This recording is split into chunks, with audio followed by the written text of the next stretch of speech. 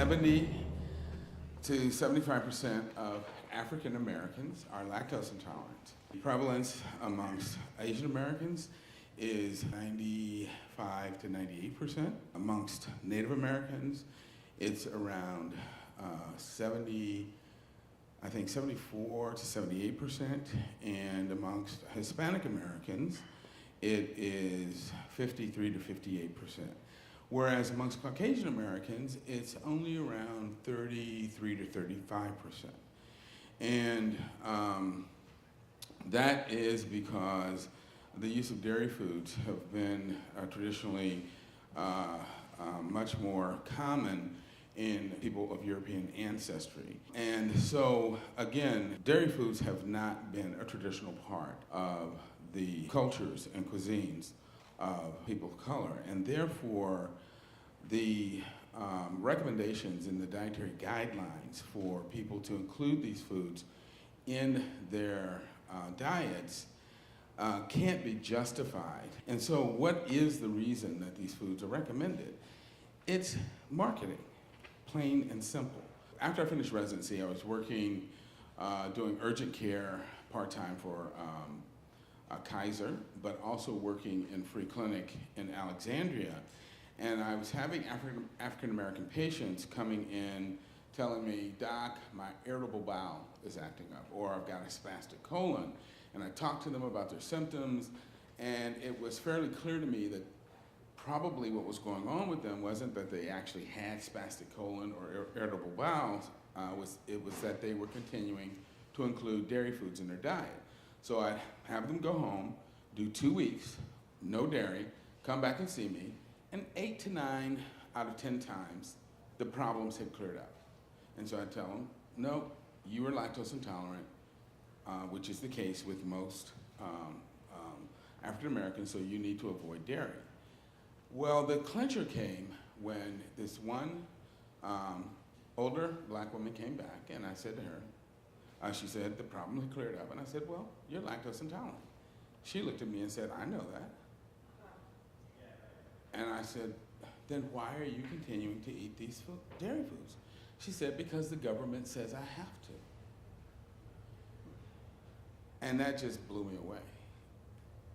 She said, "The dietary guidelines say I have to eat X number of servings of dairy every day, to get my calcium." And that pissed me off. And that's when I went to PCRM and I talked to Dr. Barnard, and I said, "Look, we got to do something about this, because African American people are eating foods that are going to make them sick because they think they have to do it." And out of that came our 2-part paper called Racial Bias in the U.S. Dietary Guidelines.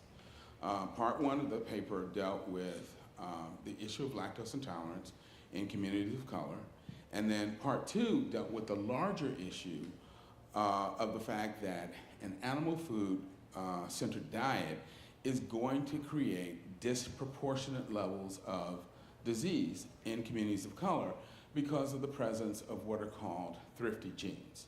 So when you look at the traditional diet of communities of colors, so Asian Americans, Hispanic Americans, West Africans, these are diets that traditionally are built around whole plant foods, contain no dairy, are low in fat, and have limited amounts of animal foods. And when people stick to these kinds of diets, they have very low rates of chronic disease.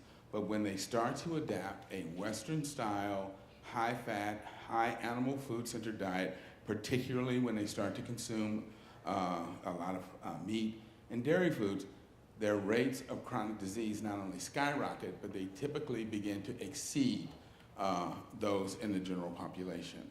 And so by encouraging people to consume a Western-style diet, the government knows that they are going to ultimately promote excess rates of disease in communities of color. And to do this deliberately is a form of institutional racism. But it's particularly egregious in communities of color because with respect to the issue of dairy foods, what is the primary reason the government encourages people to consume dairy foods? What? Calcium, right? And what is the primary reason for consuming calcium? Come on, you guys know. Bones. Well, first of all, there is no commercial you will ever see on TV that will tell you that eating dairy foods will give you strong bones, because there is no study that has ever shown it. There's a commercial that came out a couple years ago. There are some black guys playing basketball. And then there's this idiot that comes out in a milk carton costume. And he starts talking smack with the guys playing basketball. He says, if you want to be good at basketball, you need strong bones. And he says, milk has calcium. And for strong bones, you need calcium. And he leaves you to make the inference that drinking milk with the calcium is going to give you strong bones, but he never says it. He never says it because no study has ever shown it. In fact, every study has shown exactly the opposite, that the more milk you drink, the more likely you are to have osteoporosis. But it actually gets worse than that, because every study has always shown that for some reason, black women are genetically protected against osteoporosis. Black women don't get osteoporosis, period.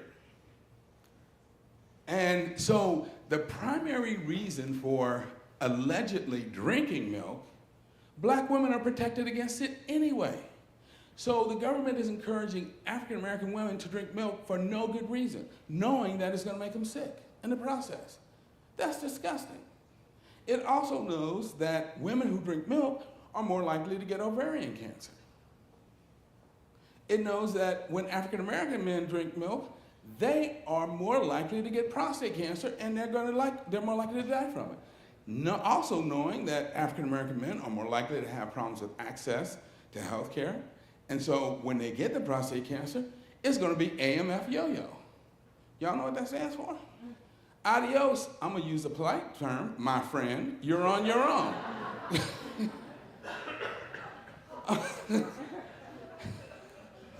So, yeah, it's institutionalized racism.